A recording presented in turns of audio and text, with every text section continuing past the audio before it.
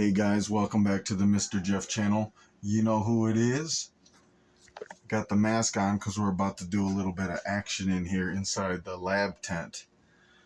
So on my last video, you saw me do a real cheap tech, low tech method of getting this pasteurized.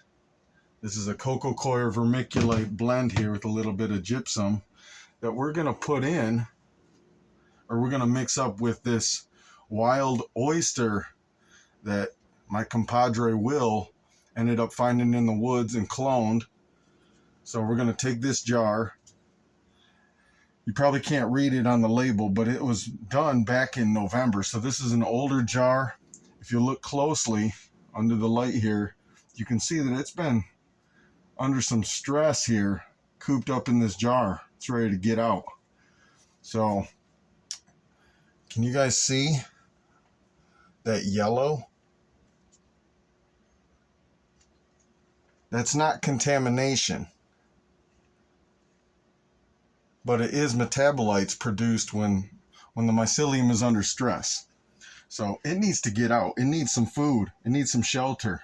We're going to take care of that today. Now, I am doing this in front of laminar flow, but I'm not going full lab. I'm not putting the Tyvek suit on or anything like that. Just using this to keep my spit off of it. Got some gloves on. We got the 70%. If you know anything about the alcohol situation, you know what's up with 70. If you don't, go check out my alcohol video. It's we did a 70% versus a 91% comparison. So go check that out if you haven't seen that one yet. But I'm going to flip the laminar flow on again. I've had it running in here for a good 15 minutes maybe. I went ahead and turned it off so I could talk on camera. But when the action starts up again, I'll flip it back on and I'll shut my mouth. But until then, check this out. We're going to set the camera up here. All right. Hey, we still in camera view? Perfect. All right. So I got to break this up. I got to get all this kind of from one mass to a bunch of crumbles so I can get it out of the jar. I don't want to stick any implement in there and scoop it out. I want to jostle this and bust it up while it's in the jar. So it might take me a minute, but you get to witness.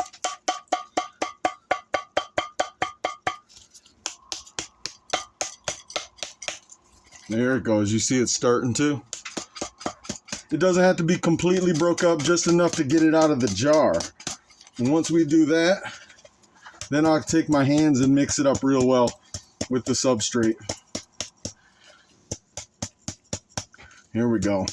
Some folks don't like doing this. Hurts their hands. Understood.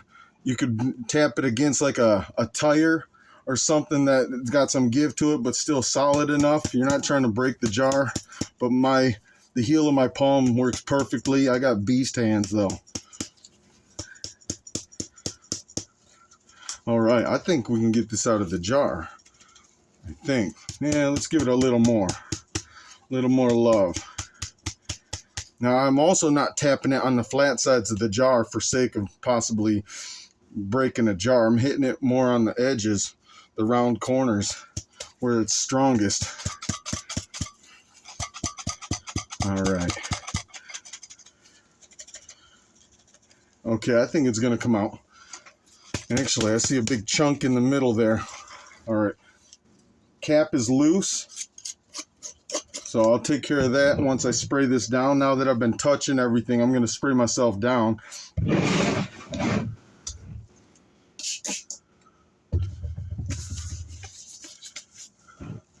Slather that all over this jar. Kill any of these germs.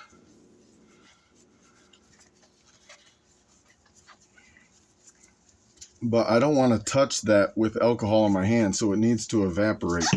I already sprayed this down off camera before we went filming. So it looks like it's about time to flip this on, guys. Here, let me do this. Here we go.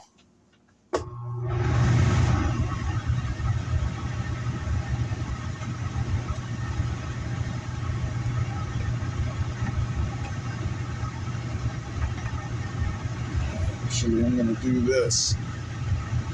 There we go. You can probably still hear me just fine, can't you? Maybe. I got the speaker right up against the filter there, so it might be rough. I can't tell, but time to add.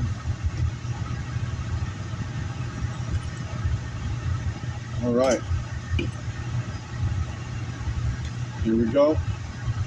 Breaking this up.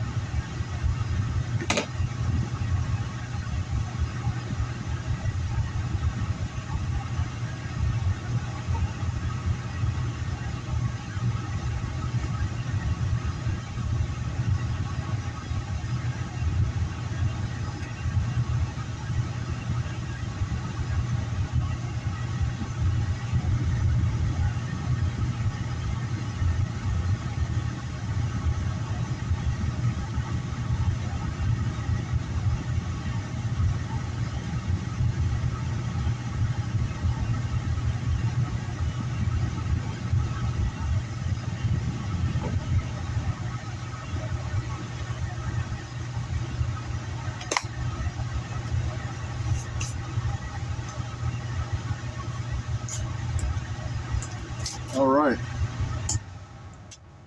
That was pretty straightforward, I'd say. Doesn't take much. Just got to get it mixed in there decently. I don't even know if I really needed the laminar flow. Really. I mean, I filtered the air out inside the tent by running it for a while first. But everything I did right now could have been done in a still air box. Basic still air box, by the way. You can take like a see-through clear plastic sterilite tub. One that's tall, like maybe a couple feet tall. I don't even know, maybe like a 50 quart-ish. And cut out a couple holes that you can stick your hands in. You'd sanitize it, clean it, wipe it down with some ISO or bleach, get that thing all clean, and stick that over your work area, and then with gloved, clean hands, do your work inside there. Even put a spray bottle of alcohol inside the tent, and you can clean stuff and implements while you're in there.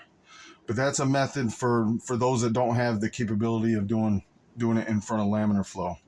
But at this point, we had already pre-pasteurized the substrate. And the mycelium, I mean, the fungus was already myceliated. It wasn't in spore form. So this thing has its own immune system versus spores competing against other foreign spores. So we've got the advantage already at this point. Don't need full-blown lab necessarily. But as I told Will, it can't hurt, right? If we've got the stuff, why not? Especially since we're working with these wild oyster genetics that are local. I really didn't want to mess this one up, so I wasn't really taking much of a chance. But I think it was straightforward, pretty easy. Couple things to note. If you see, let me see if I can get the camera on here. Can you guys see these filter patches Will put on this lid here? He bore a couple holes through here and stuck these filter patches. These are the same patches that he uses when he makes his jars too. But that's so you can have some breathability. We're not trying to choke these out because this tub is going to sit. We can put this away and I'll come and check on it in a few weeks, see how things are going, give you guys an update. Cross your fingers, right? Hey, I appreciate you guys watching this tutorial. Wild oysters, Central PA. Looking forward to this harvest. And if you didn't see the previous video where I made the substrate, go check that one out. Go check out all my videos. I got about almost 200 videos on this channel, and we're up to 376 subscribers as of today. Channel's starting to take a little climb now, getting some momentum. I appreciate everybody who's jumped on board of this train. We got big things to come. I appreciate all of you. And as always, peace.